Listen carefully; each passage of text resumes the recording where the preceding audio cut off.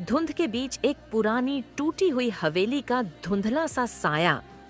गांव के छोर पर खड़ी यह हवेली, जिसे लोग शापित कहते हैं।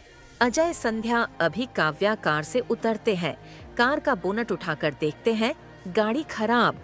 पास खड़ा गांव का आदमी कहता है, रात हो रही है और कोई ठिकाना नहीं।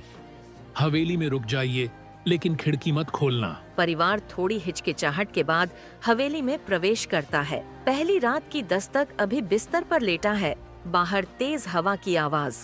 अचानक खिड़की पर ठक ठक ठक। अभी खिड़की खोलता है, बाहर सिर्फ कोहरा। मुड़ते ही देखता है, बिस्तर पर काली छाया बैठी है, आंखें लाल।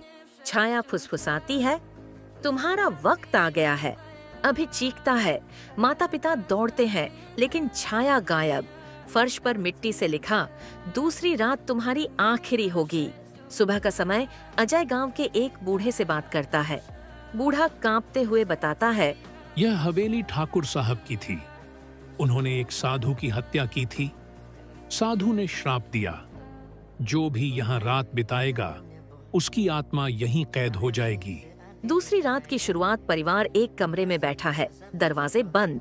घड़ी की सुई 12 पर पहुंचते ही दरवाजा अपने आप खुल जाता है। ठंडी हवा का झोंका और हवेली में गूंजती फुसफुसाहट। निकल नहीं पाओगे। दरवाजे के पास काली छाया और उसके पीछे दर्जनों भूत।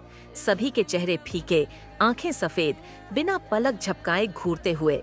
संध्या के कंधे पर बर्फीला हाथ। वह चिल्लाती है, लेकिन आवाज बाहर नहीं जाती। भूत धीरे धीरे पास आने लगते हैं। पैर जमीन से चिपक जाते हैं। छाया गरजती है, अब तुम भी हमारे साथ हमेशा के लिए रहोगे। रोते हुए हनुमान चालीसा गाना शुरू करती है। जय हनुमान ज्ञान गुण सागर। जैसे ही मंत्र गूंजता है, भूत अपने कान पकड़ ढाते हैं। आंखों से खून बहने लगता है।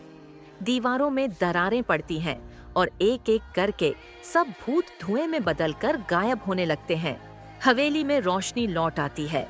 परिवार के पैर जमीन से छूट जाते हैं। वे दरवाजे से बाहर भागते हैं। बाहर गांव का वही बूढ़ा खड़ा है, मुस्कुराते हुए कहता है, आज हवेली का श्राप टूट गया बेटा। हवेली शांत, सुनसान, लेकिन हवेली की एक टूटी खिड़की में वही काली छाया खड़ी होकर मुस्कुराती है।